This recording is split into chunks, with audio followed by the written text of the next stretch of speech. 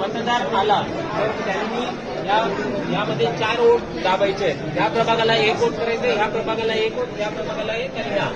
बरोबर आहे. आता आपण हे बॅलेट दिलेलं आहे. हा बिझी लॅम्प पेटलेला आहे. जेव्हा मतदार आतमध्ये जाईल तेव्हा त्याच्या डाव्या बाजूला पहिला हा असेल, पहिला युनिट अ ब.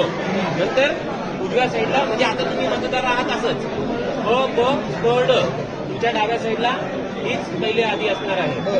त्याच्यानंतर तुम्ही यामधला एक कोणताही उमेदवार निवडा, दाबा बटन. त्याच्या समोरचा लाईट सुरू झालेला आहे. याच्यातला निवडा किंवा कसं सिक्वेन्स अशी घ्या, असं क्रॉस घ्या, चालेल. करून बघा परत एकदा घ्या. आणि ड मधला पहिल्याला निवडलाय करा. अजून कसं करायचं तुम्हाला हे बघा, हा एक आहे.